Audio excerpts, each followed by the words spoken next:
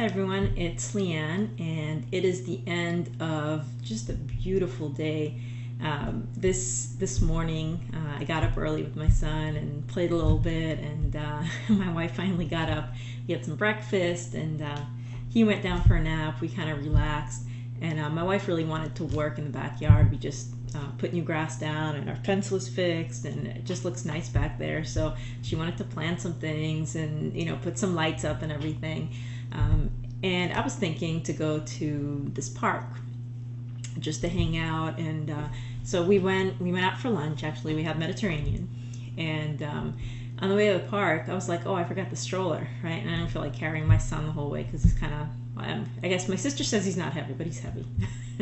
He's not heavy to her because she's got bigger kids that she picks up. But anyway, so I just didn't want to walk like several miles just holding my son without a sling or anything. So anyway, so we head back home, and my wife's like, why don't we just hang out in the backyard? So we set up a little pool that we have, and she just recently got a little plastic slide for my son. My son's about 10 and a half months now. And so I put him in a swim diaper, and we were like hanging out outside, and we did a water slide for him. So he had this little tiny slide, if you can imagine, in this little baby pool, and he's just like sliding in. So I'm kind of like 1, 2, 3, and he started like sliding himself in. It was just the cutest thing. So anyway, fun, eventful day. We got a lot done. Every time I look outside in the backyard now, I'm like, but anyway, I'm here because I promised to tell you about something. I promised to tell you about the parking lot incident. And I have to preface it with something, because I've been telling you about limiting beliefs, right? In all these videos, I'm telling you about different beliefs that hold you back, things that you come up with, you logically create in your mind when you're a little kid, up to 5, 6 years old maybe. And these beliefs limit you. They hold you back. They're things like, I'm not good enough, or what makes me good enough or important is having people think well of me.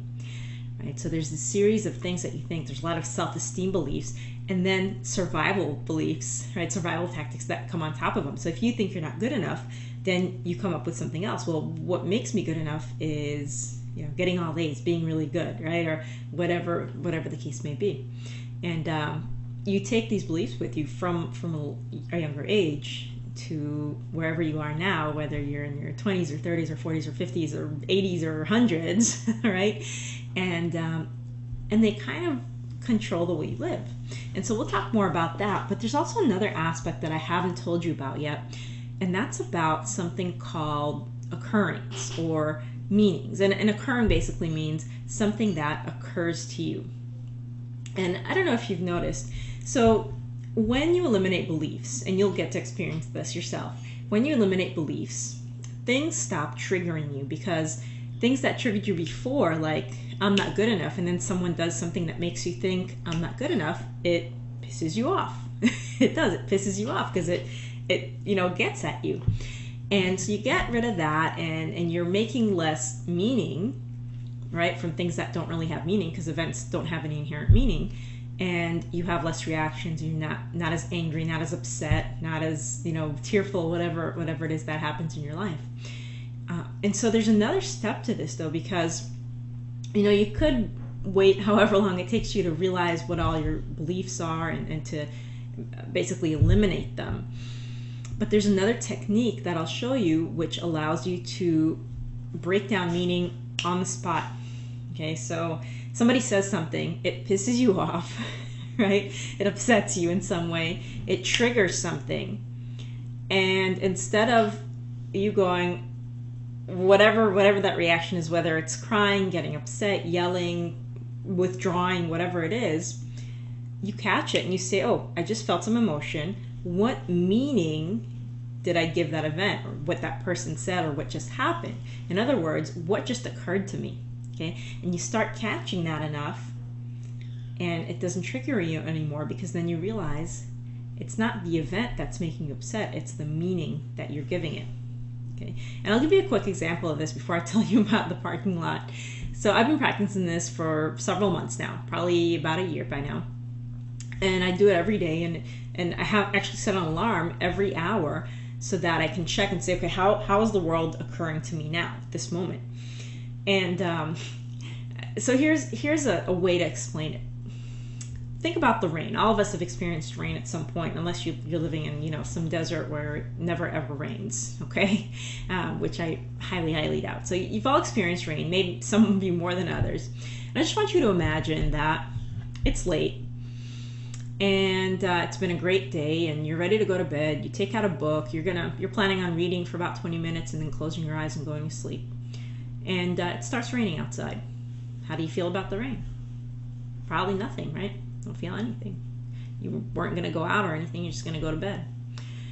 So let's take that same rain and now imagine that you're a farmer and there's a drought and all your crops are dying because they haven't had any water for weeks. And all of a sudden, it starts raining. How do you feel? Right? How do you feel about the rain? Well, you feel fantastic. Like, wow, maybe my crops are going to survive after all and I'm going to be able to make a living this year. Now let's take another example. It's your wedding day and you're having an outdoor wedding and you're setting up the chairs and all of a sudden the clouds roll in and it starts to rain. How do you feel? Probably pretty bad, right? So that's just an example, because does the rain actually mean anything? Does it have any inherent meaning? Well, no. It's whatever occurs to you. It's the meaning that you give it that creates the emotion. Right? That creates the emotion for you. So the same thing is true with everything in life. All events really have no meaning. They really have no meaning. And we create meaning based on our beliefs, based on our values, based on how we grew up, and so on. And so I've been practicing this for a while, as I mentioned. And for the most part, I don't have occurrings anymore. And when I do, I catch them and I can basically diffuse them by saying, what meaning did I give that? And then I realize, okay, that's not really true. I just made that up. So I was going to Trader Joe's, which is a local supermarket here. And the parking lot was really busy, busier than I've seen it. It's just a small parking lot. And I'm driving around. There's a bunch of cars looking for parking. And all of a sudden I see a spot and all these cars are passing. A car backs out. And I'm like, cool, right? There's my spot.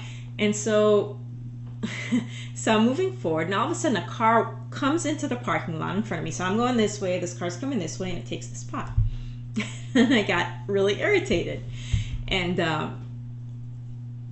so anyway, so I go around and I ended up finding a better spot, which is, irrelevant. But the whole day I was trying to figure out, what meaning did I give that? Why would that upset me? And I couldn't figure it out. Like, why the heck would that upset me? And if you've ever experienced any kind of road rage, either on the highways or in parking lots or whatever, then you've experienced this kind of irritation, right? Where basically, and excuse my language in advance, I was like, that asshole just took my spot, right? And I couldn't figure out, what was it I was telling myself that was making me so upset? And the next day, while I was meditating, I suddenly realized what it was. It's the fact that the meaning that I gave it was, that's my spot. And then what happened? Someone else took my spot. Well, that wasn't my spot. That's so silly, right? It doesn't belong to me. It's just a parking spot and there's a bunch of cars going around looking for parking, and that particular car took that parking spot and it's not mine. And what upset me was, that's what I said to myself, that's my spot. I'm getting that. That's mine. So I just thought that was funny, and I'm really curious. I almost want to go to the supermarket in like the busiest hour of the day just to see if that ever happens to me again. Because if you've ever, I know a lot of people experience road rage. I know it, especially if you're driving to work in the morning and there's rush hour, and then you're coming home at night and there's rush hour and you're stuck and you want to get home and there's people cutting you off. I know you experience it, and I don't know to what degree. Some of you might be really chill in the car, and some of you might be throwing off curse words, and some of you might be like that guy that that I cut off one time when I was living in Toms River, and he actually stopped, went to the other side of me while we were driving in this narrow street, opened his window, and started shouting. And so whatever level of road rage you have, I know it doesn't feel good.